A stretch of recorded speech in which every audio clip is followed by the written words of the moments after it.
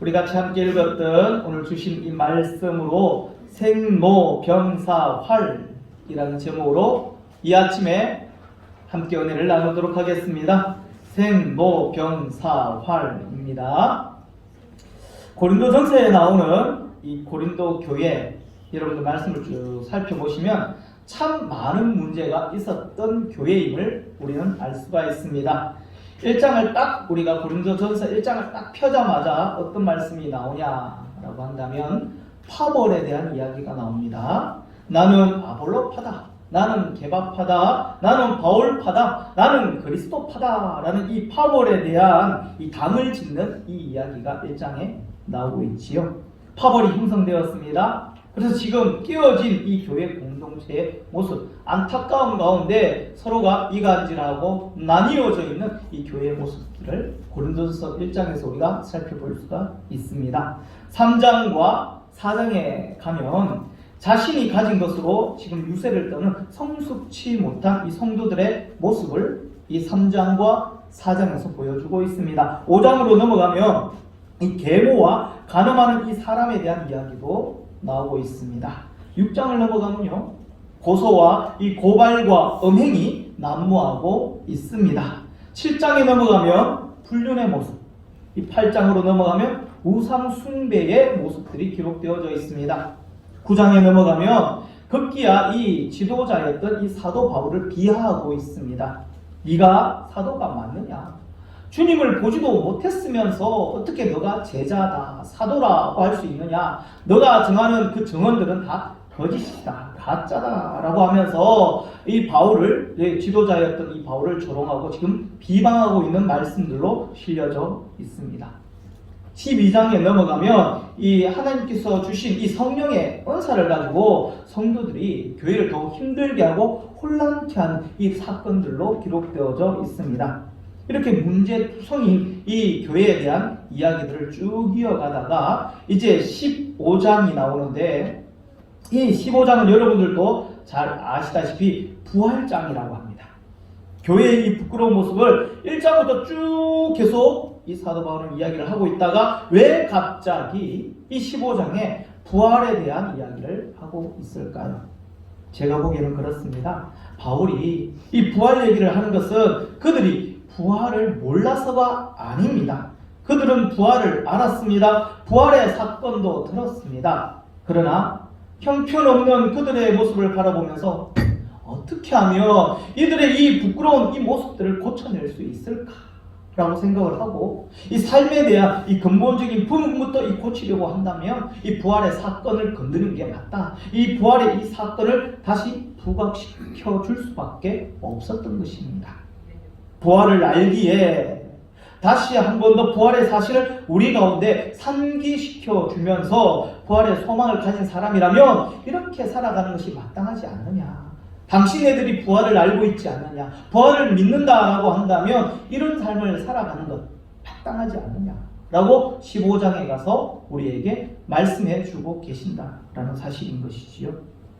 우리가 생각해 볼 수 있는 이 부활에는 이 중요한 두 가지의 어떤 내용이 있습니다. 중요한 두 가지의 어떤 정의가 있는데, 하나는 부활의 이 사실성과 역사성입니다. 다시 말하면 우리가 이 부활에 대하여 역사적으로 이 사실이라고 믿느냐라고 하는 것이 되겠지요. 또 하나는 이 부활을 믿는 이 사람들이 온전히 살아내야 하는 이 부활의 삶을 두고 이야기하고 있습니다.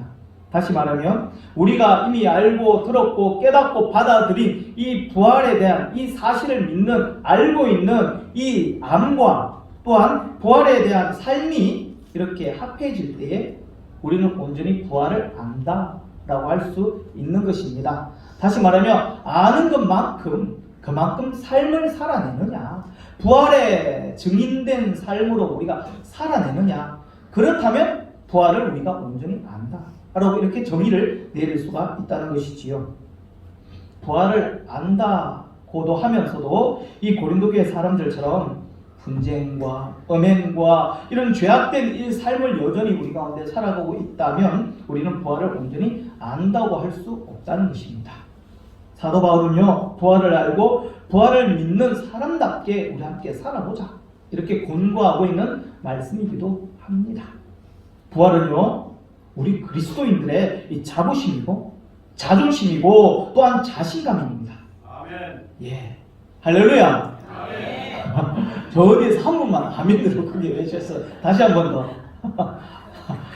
다시 한 번 더 준비하시고, 부활은 우리 그리스도인들의 자부심이고 자존심이며 자신감입니다. 할렐루야. 우리 부활은요, 우리를 큰 사람, 대인배로 만들어주는 그 놀라운 힘이 있어요. 쪼잔하게 사는 소인배가 아니라 큰 사람, 대범한 사람으로 우리는 살아가게 합니다. 그리고 그래서 이 부활을 아는 사람들은요, 부활이 있잖아요. 또 다른 하나님께서 주시는 또 다른 생이 우리 가운데 준비되어져 있습니다. 그래서 이 세상 연연할 필요가 없다는 거예요. 쪼잔하게 살 필요가 없다는 거예요. 아등바등 내 안에 움켜쥐고 놓지 못하고 내려놓지 못하는 그런 삶을 살아갈 필요가 없다는 것입니다. 부활을 하는 사람은 굉장히 넉넉하고 굉장히 멋있게, 정말 멋있게 삶을 살아갈 수가 있다는 것입니다. 부활의 능력, 우리를 이렇게 만들 것입니다. 부활이라는 이 단어 안에 인생 역정이라는 의미가 포함되어져 있습니다. 이 부활은요, 우리들의 사고와 이 판도와 삶의 모양까지 모두 다 싹 바꿔버릴 그런 놀라운 힘이 그 안에 있습니다. 예수님이 부활하시기 전까지 사람들이 생각했던 인생의 사이클이 있었습니다. 그 인생의 사이클은 바로 생로병사 안에 우리의 인생을 두고 우리는 우리 나름대로의 삶을 살아왔습니다. 생로병사가 뭔가요? 태어나고 나이가 들고 병들어 죽는다라는 이 사이클을 말고는 사람들이 그 의식들 속에서 지배되어져 왔던 것들 없습니다. 이 흐름에 맞춰서 우리는 아등바등 그럭저럭 우리의 삶을, 우리의 인생을 살아가게 되었다라는 것이 되겠지요. 그러나 부활이 이 생로병사의 이 판도를 싹 바꾸어 버렸습니다. 생각할 수 없었던 또 하나의 사이클을 성경에서는 강력하게 우리 가운데, 인생 가운데 제시하고 있습니다. 생로병사가 끝이 아니다. 그냥 태어나고 늙고 병들고 죽는 게 끝이 아니다. 세상의 모든 사람들이 이 생로병사, 이 인생의 이 사이클 안에, 이 안에만 매여 있는데 하나가 더 있다고 성경은 분명히 우리 가운데 말씀하고 있다는 것이지요. 그게 부활입니다. 부활이 있으니 지금까지 생각하며 살아왔던 그 인생관을 바꿔라. 역사관을 바꿔라. 삶을 바꿔라. 죽으면 끝난다고 생각하지 말고 부활을 생각하면서 살아라. 그 부활이 있으니 부활하신 예수님의 십자가 아래로 모여라 라고 지금 우리 가운데 말씀하고 계신다는 것이지요. 그래서 만들어진 것이 바로 교회 공동체가 되는 것입니다. 교회가 뭔가요? 교회는요, 예수 그리스도의 부활을 고백하는 이 사람들의 모임 공동체, 또한 부활을 희망하며 주님께서 이 땅에 다시 오실 때, 아니, 내가 내 나름대로 내 삶의 종말을 맞이할 때 또 다른 하나님께서 허락하신 이 부활을 내 생에, 내 삶 가운데 허락하여 주실 것이다 라고 이렇게 소망하며 희망하는 사람들의 이 모임을 우리는 교회라고 하지 않습니까? 아멘. 교회는요, 부활이 없었다면 존재할 수 없는 공동체이며 여기 우리가 모일 정도의 이 일들 또한 없었을 것입니다. 부활이 없는데 왜 여기에 모여서 예배하고, 왜 여기 모여서 기도하고, 왜 여기 모여서 부활주일 이 아침에 찬양하고 예배하겠습니까? 그럼에도 불구하고 부활의 망상을 우리가 가지고 모였다라고 한다면 사도 바울이 말한 바와 같이 우리는 이 세상에서 가장 불쌍한 사람이 될 것입니다. 그리고 가장 허망한 사람이 될 것입니다. 부활이 없는데, 맞지요? 그러나 우리는 알고 믿습니다. 부활은 반드시 있습니다. 예수님께서 부활의 첫 열매가 되어 주셨기 때문에 우리는 부활에 있음을 믿고 소망하며 죽음 가운데 살아가지 않는 이유가 이 부활에 대한 그 의지가, 그 능력이 우리 가운데 있기 때문에 그러합니다.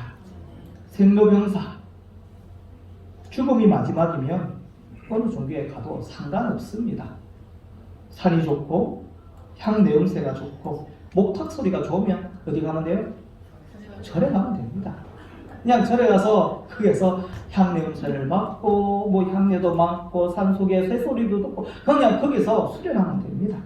자신의 기질에 맞게 신앙생활을 하면 되겠지만 죽음 다음에 반드시 부활이 있다면 죽음의 판도를 바꾸시고 삶의 형태를 바꾸시고 생명을 허락하신 그 부활하신 그리스도 앞에 그리스도 안에도 우리는 다 함께 모여야 한다는 것이 되겠지요. 이처럼 부활은요 우리 교회 공동체의 존재의 이유이며 자신감이고 자존심입니다. 그래서 그 부활의 자존심을 가지고 현재를 살아가는 하늘의 백성, 하늘에 속한 주의 백성들이 되시기를 예수님의 이름으로 축복합니다. 에베소서 4장에 보면요 사도 바울은 만만치 않는 말씀들을 우리 가운데 전해주고 있습니다. 뭐라고 말씀할까요? 거짓을 버리고 각각 그 이웃과 더불어 참된 것을 말하라. 이는 우리가 서로 지체가 됨이라. 분을 내어도 죄를 짓지 말며 해가 지도록 분을 품지 말고 마귀에게 틈을 주지 말아라. 너희는 모든 악독과 노함과 분냄과 떠드는 것과 비방하는 것을 모든 악의와 함께 버리고 서로 친절하게 하며 불쌍히 여기며 서로 용납하기를 하나님이 그리스도 안에서 너희를 용서하심과 같이 하라. 이렇게 말씀하고 있습니다.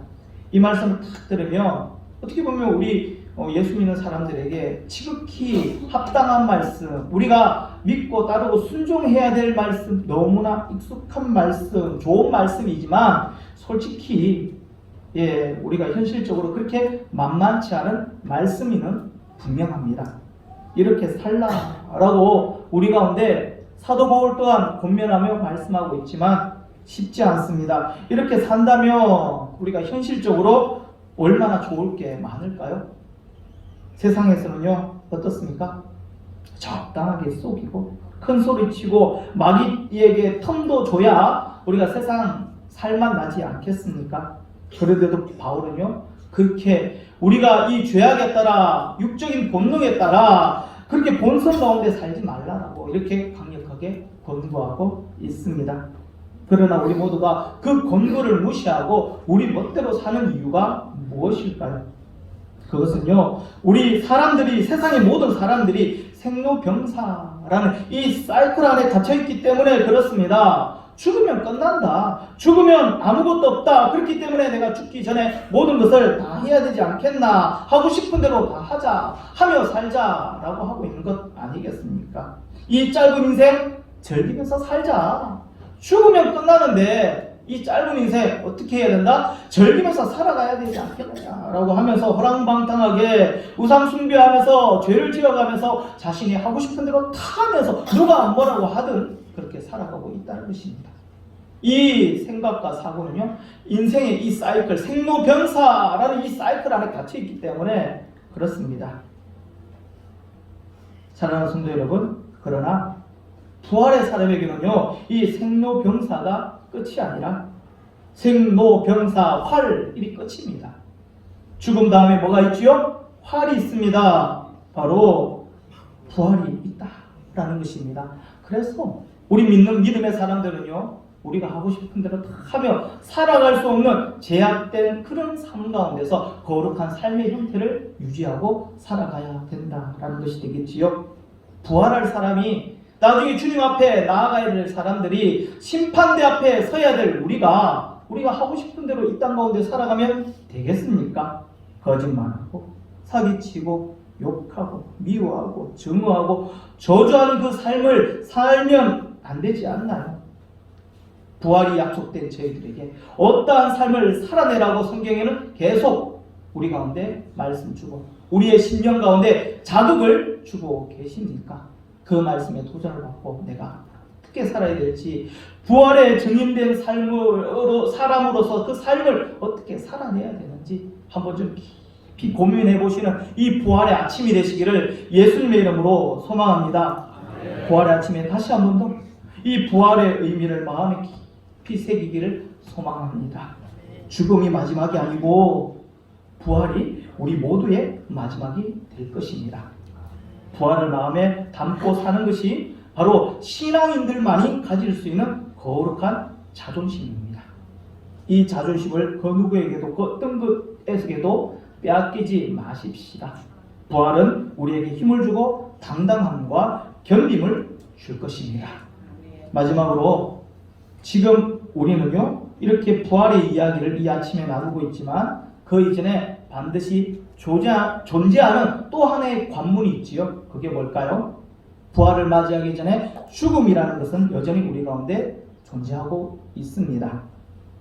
지금은 어떻게 보면 죽음이 흔한 세대에 우리는 살아가고 있다고 해도 과언이 아닐 테지요.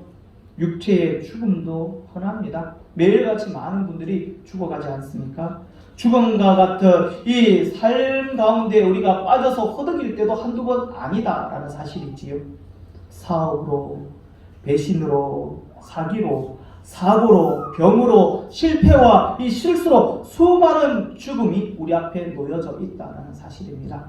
우리가 인생 그렇게 쉽게 모두가 살아가지 못하고 있지 않습니까? 매일같이 죽음을 경험하며 힘들게 우리 모두가 살아가고 있지 않습니까?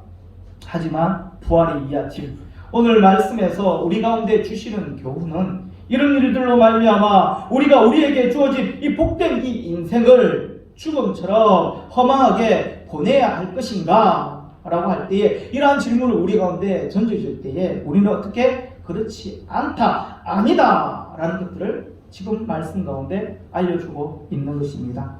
죽었다, 끝났다, 망했다 이렇게 쉽게 우리 가운데서 말하지 말고 다시 일어서고 살아내고 부활해야 합니다.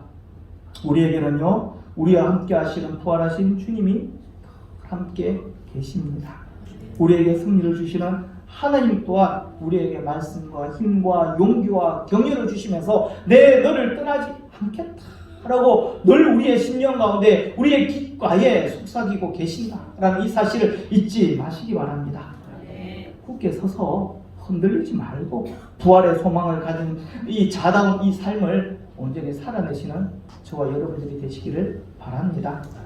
부활을 막는 이 무덤의 돌들은요 언제나 있습니다. 무거움을 가지고 이 무덤 안에서 우리가 빠져나오지 못하도록 부활하지 못하도록 참 막는 이 무겁고 큰 돌들이 우리 인생 앞에는 언제나 놓여져 있습니다. 좌절, 두려움, 냉소, 원망, 상처, 불안, 엉어리, 절망, 낙심, 낙담, 우울 다 이런 모든 것들은요 어떻게 보면 부활을 막는 무덤의 돌들이지요. 믿는 믿음으로 이 돌들을 다 옮겨버려야 됩니다. 예수님께서 주신 힘과 그 능력으로 나의 주신 강한 하나님의 그 손에 능하신 그 손의 능력으로 말미암아 이 돌들을 옮겨버리시기를 소망합니다. 우리가 다시 부활하고 재생하고 살아나는 이 놀라운 이 능력들을 방해하는 이 악한 마귀들을 나사렛 예수 이름으로 다 쫓아내어 버리시고 물리치시기를 예수님 이름으로 축복합니다. 우리에게는 부활이 있습니다. 예, 죽음이 마지막이 아니고 부활이 우리의 마지막이 될 것입니다. 하나님이 주신 이것은 하나님이 주신 축복이고 은혜입니다. 죽음에 지지 마십시다. 죽지 마십시다. 죽어도 다시 살아나십시다. 결론을 내리도록 하겠습니다. 오늘 이 아침에 우리에게 주시는 부활의 메시지는 이렇습니다. 우리에게 승리를 주시는 하나님께 감사하라. 내 사랑하는 형제들아 제발 흔들리지 말라. 너희의 모든 수고가 믿음 안에서 행하는 이 모든 수고가 결코 헛되지 않을 것이다. 부활의 소망을 가져라. 부활의 이 믿음으로 삶을 승리해라. 이겨내라. 살아내라. 라고 우리에게 주시는 말씀. 주님의 부활을 기억하는 오늘 이 아침 바울을 통하여 우리에게 주시는 하나님의 음성입니다. 듣고 살아가는 저와 여러분들이 되시기를 예수님의 이름으로 축복합니다. 부활의 그 능력을 경험하는 귀한 주의 복된 성도님들 다 되시기를, 그러한 인생 가운데 승리하시는 여러분들이 되시기를 예수님의 이름으로 축복합니다. 아멘. 기도하시겠습니다. 하나님 감사합니다. 생로 병사 안에 갇혀 살지 않게 하옵소서.